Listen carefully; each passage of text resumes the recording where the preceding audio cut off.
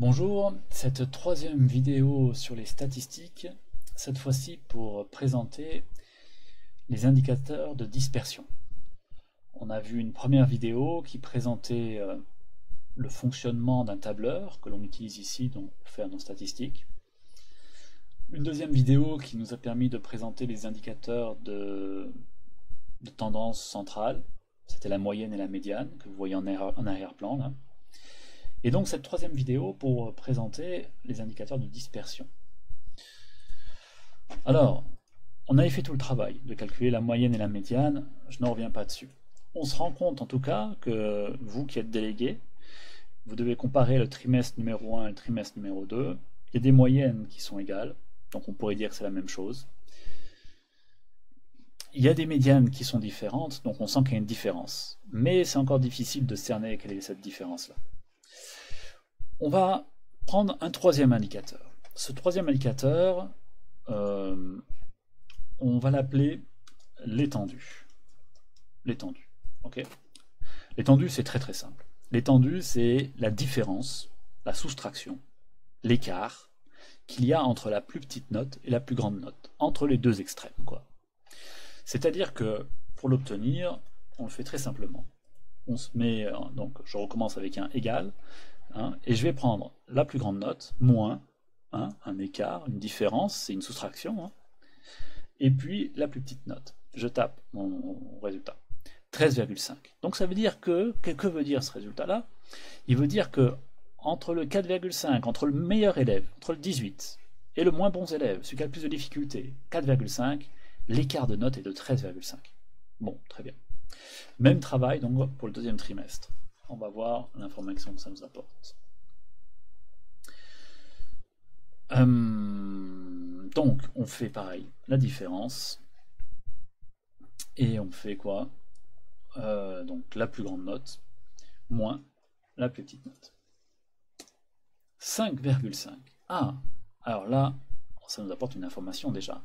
On se rend compte que l'écart maintenant entre la meilleure note et la plus petite note, elle est de 5,5. Vous voyez?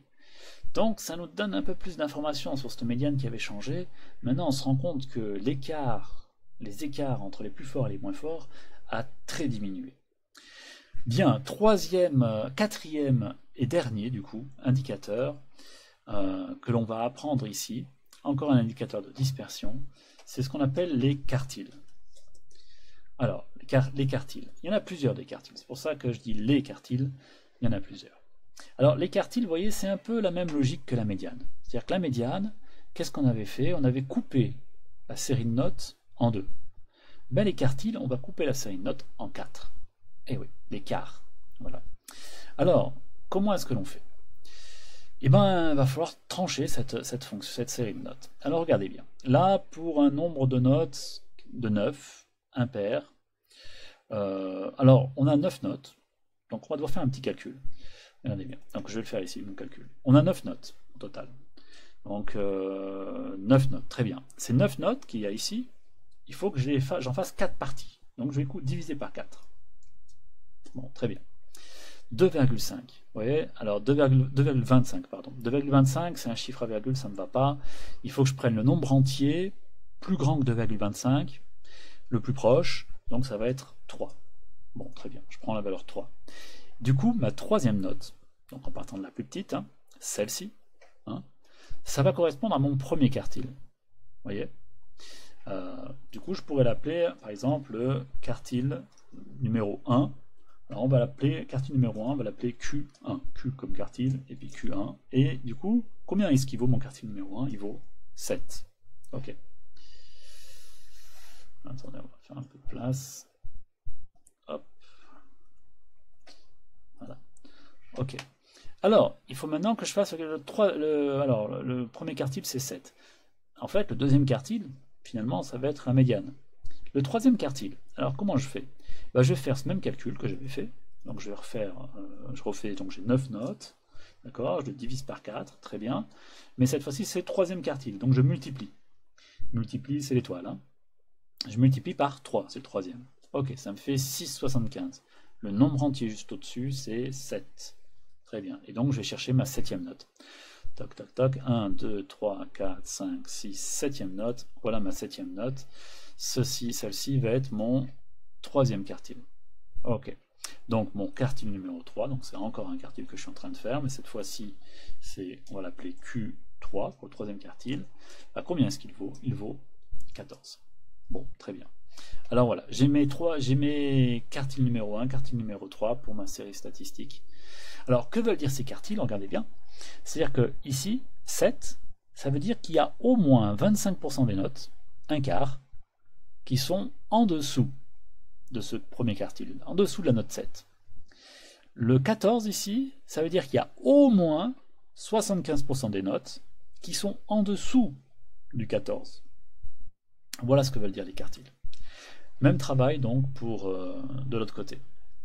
Même travail de l'autre côté. Alors, on va faire la même chose, c'est-à-dire qu'on va faire le même travail, mais cette fois-ci, attention, j'ai plus 9 notes, j'en ai 8 maintenant. Donc 8 divisé par 4. Ça va me faire 2. Ah un nombre entier, très bien. Donc ma deuxième note correspondra à mon deuxième quartile. Donc cette fois-ci, il n'y a pas à trouver l'entier qui va là. Et si je fais ce même résultat fois 3, parce que je refais la même chose en fait, je fais toujours mon 8 divisé par 4, mais cette fois-ci je le multiplie, alors l'étoile toujours, multiplié par 3. Hop, je trouve 6. Donc ma sixième note, 1, 2, 3, 4, 5, 6. Hop, mon deuxième quartile, il est là, 12. Très bien. 12, c'est mon deuxième quartile. Alors, écoutez, mes quartiles, pareil, on va les renoter ici. Mon Q1, quartile numéro 1, combien est-ce qu'il vaut? Il vaut 8,5. 8,5. Et mon quartile numéro 3, pardon, il vaut combien? Il vaut 12. Qu'est-ce que ça veut dire? Ça veut dire qu'il y a au moins 75%, au moins 25% des notes qui sont inférieures ou égales à 8,5 et au moins 75% des notes qui sont inférieures ou égales à 12.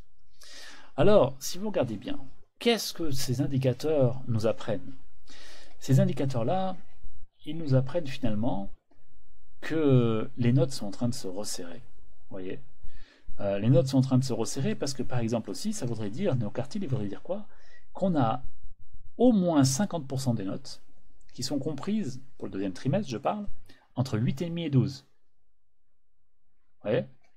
Tandis que là, c'était au moins 50% des notes qui étaient comprises entre 7 et 14. Un écart beaucoup plus grand, finalement.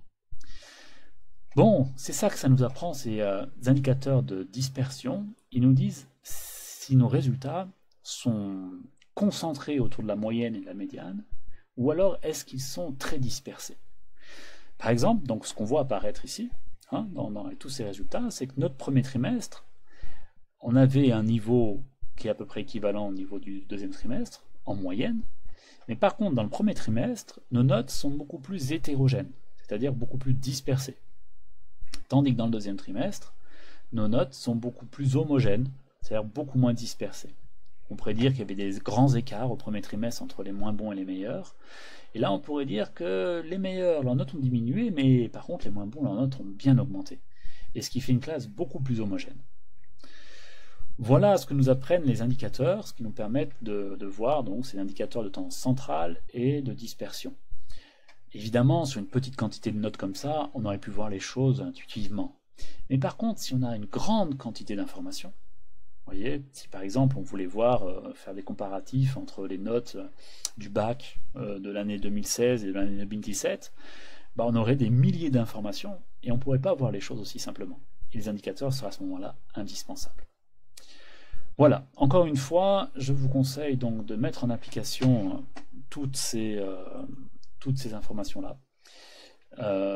Et puis de les mettre à l'application sur voire même d'autres exercices pour voir si vous arrivez à en tirer du sens, parce que finalement c'est quand même ça qui est important.